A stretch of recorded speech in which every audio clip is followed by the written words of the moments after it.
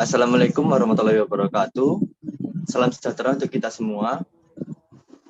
Kami dari kelompok 2 akan jelaskan tentang perencanaan, audit, dan prosedur analisis bab 5. Saya Arya Wahyu Ramadan sebagai moderator yang akan membimbing jalannya presentasi pada hari ini. Adapun anggota kelompok saya yang pertama ada Aradia Eka Putri Aulia, Efrin Albina Yaya, Nur Hidayatul Faiza, Ziyadatul Supriya, dan Alvinto Ismiraj. Jadi pada bab kali ini kita akan membahas tentang 5 poin. Yang pertama adalah perencanaan, yang kedua penerimaan klien, yang ketiga memahami bisnis dan industri klien, yang keempat menilai resiko bisnis klien, yang kelima melakukan prosedur analisis. Dan pada poin pertama akan dijelaskan oleh anggota kelompok saya. Perencanaan. 3 alasan utama auditor harus merencanakan penugasan dengan tepat. Yang pertama, untuk memungkinkan auditor mendapatkan bukti yang tepat dan mencukupi pada situasi yang dihadapi. Yang kedua, untuk membantu menjaga biaya audit tetap wajar. Yang ketiga, untuk menghindarkan kesalahpahaman pada klien. Penilaian risiko audit. Risiko audit yang dapat diterima adalah ukuran seberapa besar auditor bersedia menerima bahwa laporan keuangan akan salah saji secara material setelah audit diselesaikan dan pendapat wajar tanpa pengecualian telah dikeluarkan. Yang kedua, risiko inherent adalah ukuran penilaian auditor atas kemungkinan adanya salah saji yang material dalam suatu saldo akun sebelum mempertimbangkan keefektifan pengendalian internal. Penilaian risiko audit yang dapat diterima dan risiko inherent adalah bagian penting dari perencanaan audit, karena hal ini membantu menentukan jumlah bukti yang harus dikumpulkan dalam proses pengauditan.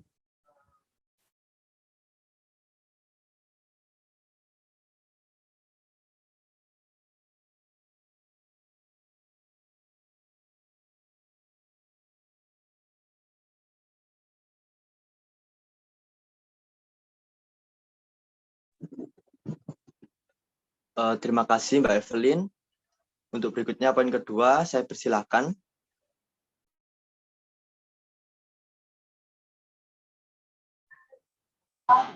Menerima klien dan melakukan perencanaan awal audit.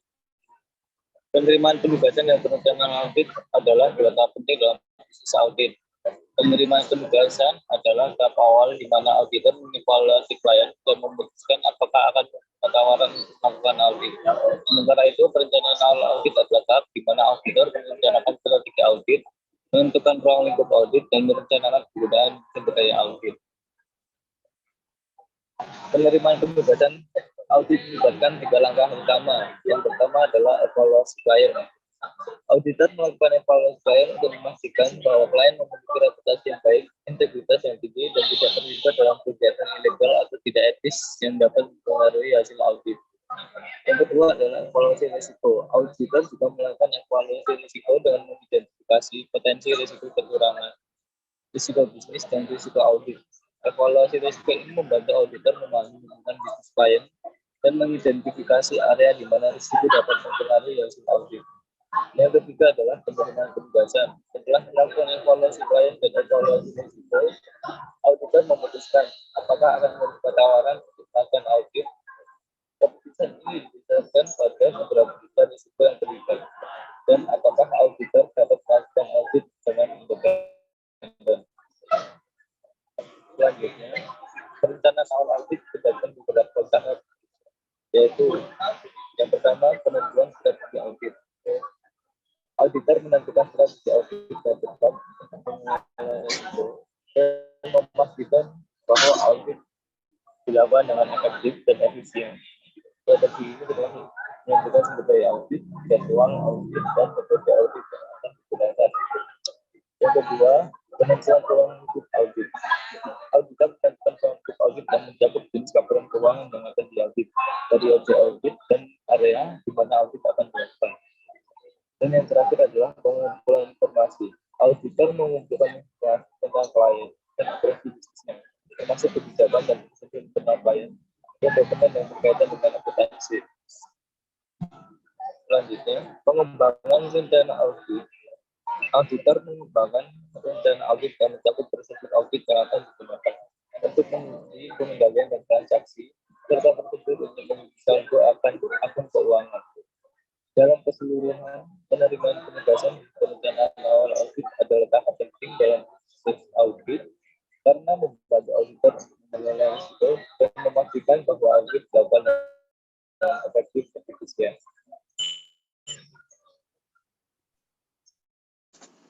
Terima kasih Mas Alvin. Dan untuk selanjutnya saya persilakan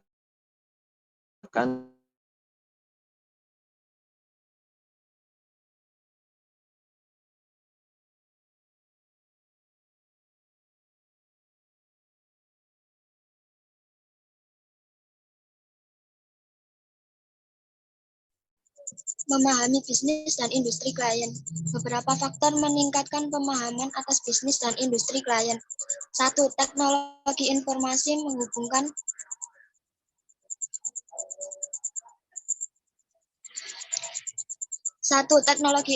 menghubungkan klien perusahaan dengan pelanggan dan pemasok utamanya. 2. Auditor perlu memiliki pengalaman yang lebih baik terhadap bisnis dan industri klien. Terdapat 3 alasan utama untuk memperoleh pemahaman yang baik atas industri klien dari lingkungan eksternal. 1. Risiko terkait dengan industri tertentu dapat mempengaruhi penilaian auditor. 2. Beberapa risiko bawaan biasanya umum untuk semua klien di beberapa industri. 3. Banyak industri memiliki ketentuan akuntansi yang khusus di mana auditor harus memiliki pemahaman dalam hal tersebut. Next. Auditor harus memahami faktor-faktor seperti sumber utama pendapatan dan informasi mengenai pihak yang memiliki hubungan istimewa. Sebuah kunjungan ke fasilitas yang dimiliki klien sangat berguna dalam mendapatkan pemahaman yang lebih baik atas operasi bisnis klien. Karena hal ini memberikan kesempatan untuk mengamati kegiatan operasi secara langsung. Transaksi dengan pihak yang memiliki hubungan istimewa yang material harus diungkapkan. Semua pihak yang memiliki hubungan istimewa harus diidentifikasi. Karena manajemen menciptakan strategi perusahaan dan proses bisnisnya, auditor harus menilai filosofis dan gaya manajemen kepemimpinan untuk menilai dan menghadapi resiko karena hal tersebut sangat berpengaruh terhadap risiko laporan keuangan. Akta pendirian perusahaan diberikan oleh pemerintah di daerah di mana perusahaan tersebut didirikan.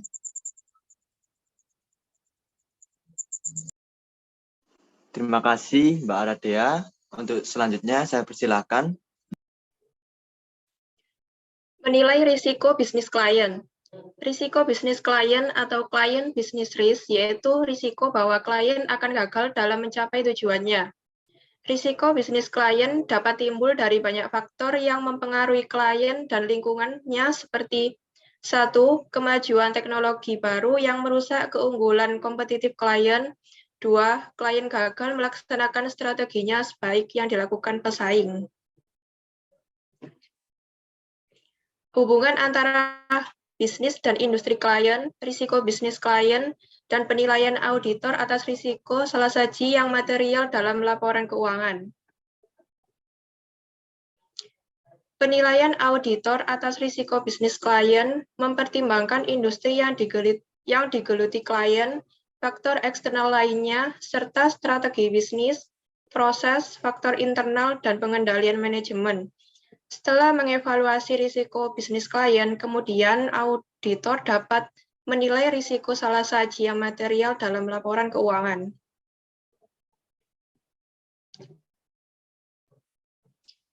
Sumber utama untuk mengidentifikasi risiko bisnis klien adalah manajemen. Manajemen harus melaksanakan evaluasi yang menyeluruh atas risiko bisnis klien yang relevan yang mempengaruhi pelaporan keuangan agar mampu meyakinkan laporan keuangan kuartal dan tahunan dan untuk mengevaluasi efektivitas pengendalian serta prosedur pengungkapan yang sekarang disyaratkan oleh Sarbanes-Oxley Act.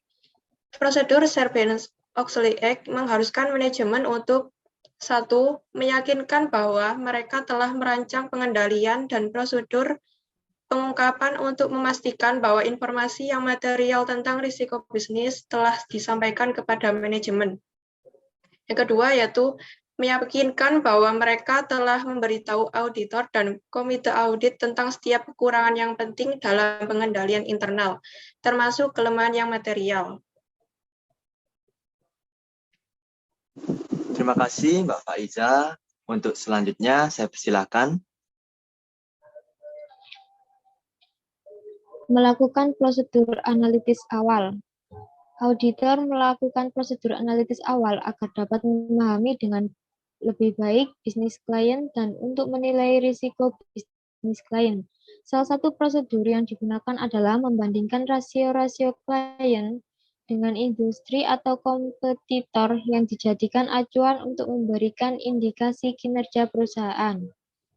Pengujian awal tersebut dapat mengungkapkan perusahaan-perusahaan yang tidak biasa dalam rasio-rasio dibandingkan dengan tahun sebelumnya atau dengan rata-rata industri, dan membantu auditor dalam mengidentifikasi bagian-bagian yang mengalami peningkatan risiko salah saji yang membutuhkan perhatian lebih lanjut selama menjalankan pengauditan.